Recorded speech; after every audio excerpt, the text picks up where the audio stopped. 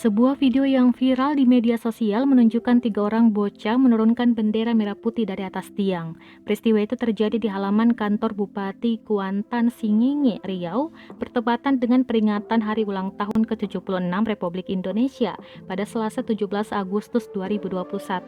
Dalam video berdurasi 2 menit 47 detik yang beredar di grup WhatsApp, 2 bocah laki-laki dan 1 perempuan itu hanya menggunakan baju santai tanpa seragam khusus.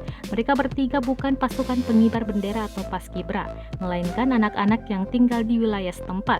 Terlihat 2 anak laki-laki hanya mengenakan celana pendek dan baju kaos. Sebelum menurunkan bendera, mereka melakukan sikap hormat. Setelah itu mereka mulai proses penurunan bendera yang persis dilakukan anggota paskibraka.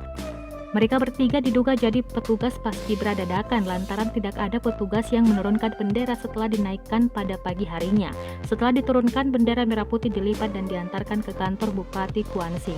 Seorang warga setempat bernama Jeki mengatakan awalnya dia datang ke lapangan Limuno, tempat pelaksanaan upacara 17-an, namun ia tidak menemukan adanya upacara di lapangan terbuka karena pandemi COVID-19.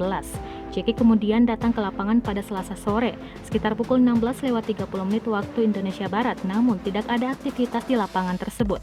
Jeki bersama warga lainnya menunggu hingga pukul 18 waktu Indonesia Barat. Sayangnya tidak ada satupun petugas yang datang menurunkan bendera.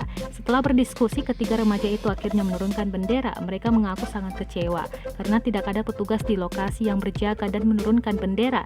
Dia menyarankan ketiga bocah itu agar menurunkan bendera seperti biasanya dengan posisi hormat terlebih dahulu. Setelah penurunan bendera, video itu diunggah di media sosial hingga menjadi viral. Terkait hal ini, pelaksana tugas atau PLT Kepala Dinas Pemuda dan Olahraga atau Dispora Kuansing, Masrul Hakim, tidak mau berkomentar banyak. Ia hanya memastikan bahwa pihaknya bertugas menyiapkan paskibra, namun pihaknya tidak mengatur jadwal pelaksanaan. Sementara itu, PLT Sekda Kuantan Singingi Agus Mandar belum memberikan respon terkait penurunan bendera dalam video yang beredar.